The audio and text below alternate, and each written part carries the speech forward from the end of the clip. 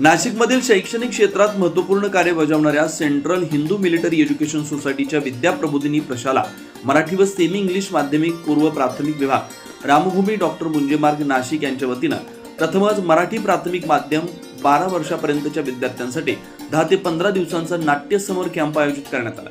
या नाट्य समर कॅम्पचं विशेष म्हणजे पहिल्यांदाच नाशिकच्या साई खेडकर नाट्य मंदिर शालिमार इथं विद्यार्थ्यांच्या नाटकांचे प्रयोग सादर करण्यात आले।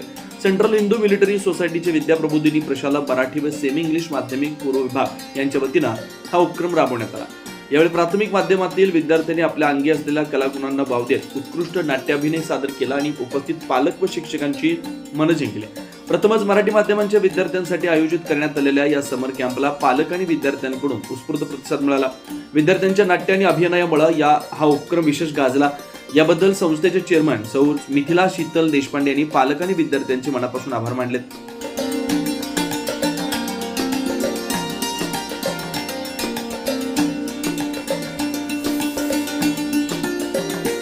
Mithila Sheetal Deshpande, chairman CHME society, central Hindu military education सोसायटीच्या वतीने मराठी मीडियममध्ये आम्ही 12 वर्षापर्यंतच्या मुलांसाठी नाट्यशिबिराचं समर कॅम्प ठेवलेला होता। त्यामध्ये एवढ्या मुलांनी सहभाग घेतला आणि आमचाही हा पहिलाच प्रयोग होता की मुलांनी एवढ्या मोठ्या स्टेजवर हा कार्यक्रम करणं आणि तो आज सक्सेसफुल झाला आणि आमच्या संस्थेचंही आम्हाला त्याच्यामुळे सहकार्य मिळालं आणि त्याच्यामुळे आमची संस्था आज वेगवेगळ्या ठिकाणी पोहोचली। बाहेरगावून आलेल्याही मुलांनी याच्यामध्ये सहभाग घेतल्यामुळे त्यांनाही या गोष्टीचा आनंद मिळाला। भट मॅडम आणि फडके सर यांची विशेष मेहनत असल्यामुळे मी त्या दोघांचेही अभिनंदन करते। धन्यवाद। शाळा जी आहे ती अशा विविध उपक्रमांना जी मान्यता देते, त्यांच्याकडून करून घेते, सहकार्य देते, आर्थिक सहकार्य महत्त्वाचं असतं ते पण देते आणि पालकांचाही खूप सहभाग असतो आणि अशा सर्व कलांना शाळांनी हे केलं पाहिजे। प्रामुख्याने ही विद्याप्रबोधिनी शाळा या मुलांच्या ॲक्टिव्हिटीजवर खूप चांगलं काम करते, लक्ष देते आणि त्यांचा विकास कसा होईल याच्याकडे ती बघते। माझं नाव मिलिंद श्रीकांत फडके। मी गेली 15 दिवस या शाळेमध्ये येऊन विद्यार्थ्यांचं प्रशिक्षण शिबिर घेत होतो बालनाट्यासंदर्भात आणि मुलांचा सर्वांगीण विकासासाठी बालनाट्य किती गरजेचं आहे हे मुलांना समजावून सांगून त्यांच्याकडनं आणि राजा फसला हे नाटक बालनाट्य बसवून घेतलं। मुलांनी खूप छान प्रतिसाद दिला, त्याबरोबर पालकांनी पण खूप छान प्रतिसाद दिला। शाळेचा तर याच्यामध्ये उत्कृष्ट सहभाग होताच। सगळ्या बाबतीमध्ये मला शाळेने फ्रीडम दिलेलं होतं। त्यामुळे सर्वात पहिले मी शाळेच्या सर्व पदाधिकाऱ्यांचे व शिक्षकांचे आभार मानतो आणि मुलांना आवर्जून एवढ्या उन्हाचं 15 दिवस रोज एकही दिवस खाडा न करता पालक घेऊन आले, त्याबद्दल पालकांचंही मी खूप आभार मानतो। धन्यवाद। मी डॉक्टर मधुश्री सावजी बालशिक्षणात काम करते, सुकाणू समितीची महाराष्ट्राची सदस्य पण आहे। आज योगायोगानेच माझी नात या अभिरंग या नाट्याभिनय कार्यशाळेला आली होती भोसला मिलिटरी स्कूलच्या, तर बघायला आले होते।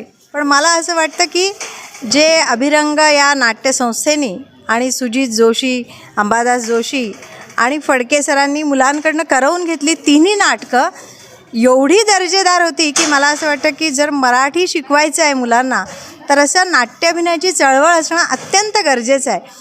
आणि खरं तर मला खूप आनंद झाला की अंबादास जोशींकडे अभ्यासक्रम पण आहे त्याचा 5वी ते 9वीचा, तर हा तर नक्कीच मी पोचवण्याचा प्रयत्न करेल। प्रत्येक शाळेमध्ये जर हे घडलं तर मला असं वाटतं की जे 6 C's म्हणतात, आलेल्या 21व्या शतकातली कौशल्य मानली आहे NEPमध्ये, नॅशनल एज्युकेशन पॉलिसीमध्ये, तर ती म्हणजे त्याच्यामध्ये एक करेजियस, कॉन्फिडन्स, कम्युनिकेशन, क्युरियस आणि क्रिएटिव्हिटी अशी जी मांडली आहे त्याच्यामध्ये हे सगळं नाट्याभिनयाचं येतं। म्हणजे मुलांना बोलायला शिकवणं धारिष्ठ्याने 5 वर्षाच्या मुलांपासून 15 वर्षापर्यंत त्यांनी ज्या पद्धतीने 15 दिवसात उभं केलं आहे, हॅट्स ऑफ, खूपच सुंदर। सौ रुद्राणी संत। सध्या मी विद्याप्रबोधिनी प्रशाला मराठी माध्यम बालवाडी विभागामध्ये संगीत शिक्षिका म्हणून कार्यरत आहे। यावर्षी जे नाट्य प्रशिक्षण शिबिर घेण्यात आलं होतं त्यामध्ये लहान मुलं जी होती 5 ते 7 वयोगटातली त्यांचं प्रशिक्षक म्हणून काम मी बघितलं होतं। एक छोटंसं बालनाट्य 10 मिनिटांचं आणि एक छोटी नाट्यछटा या 2 गोष्टी आपण लहान मुलांच्या बसवून घेतल्या होत्या।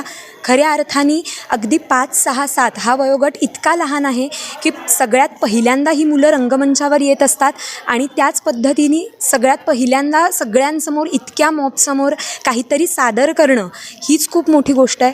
आत्मविश्वासाने इथे येऊन काहीतरी बोलणं, कारण आजही आपण इतक्या मोठ्या वयातसुद्धा 4 लोकांसमोर बोलणं फार अवघड असतं, तर ही इतकी लहान मुलं एवढ्या लोकांसमोर बोलतायत ही खूप मोठी गोष्ट आहे. नाटक ही अशी गोष्ट नाही आहे की फक्त स्टेजवर येऊन काहीतरी सादर करायचं, तर नाटक खूप गोष्टी आपल्याला देऊन जाते. आपला व्यक्तिमत्व विकास, आत्मविश्वास वाढवणं. आपण रोजच्या व्यावहारिक जीवनामध्ये जगतानासुद्धा आपल्याला नाटकाचा खूप वेगवेगळ्या पद्धतीने उपयोग होतो आणि तो कशा पद्धतीने होतो हे या नाट्यशिबिरामध्ये सांगण्यात आलं.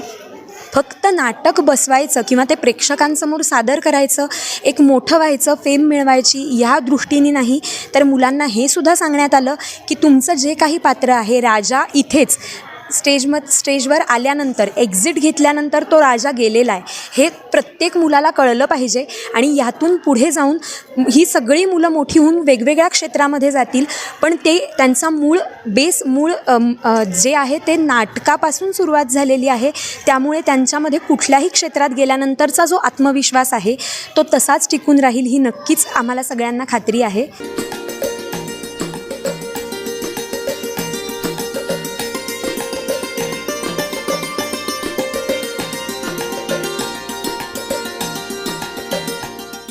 या कार्यक्रमासाठी प्रमुख पाहुणे म्हणून मुंबई मनपा सेकंडरी स्कूलचे मुख्याध्यापक अंबादास त्र्यंबक जोशी, प्रशिक्षक मिलिंद श्रीकांत फडके, एस्पॅलियर्स शाळेचे ड्रामा टीचर प्रमुख सुजित अंबादास जोशी, डॉक्टर मधुश्री सावजी यांची उपस्थिती लाभली. तसेच संस्थेच्या बालवाडी शाखेच्या मुख्याध्यापिका वैशाली रवींद्र भट, शिक्षिका रुद्राणी संत यांच्यासह सेंट्रल हिंदू मिलिटरी एज्युकेशन सोसायटीचे अधिकारी, विद्याप्रबोधिनी प्रशाळेचे शिक्षक, विद्यार्थी आणि पालक मोठ्या संख्येने उपस्थित होते. 9 न्यूज महाराष्ट्रासाठी प्रतिनिधी अनिल केदारी, नाशिक.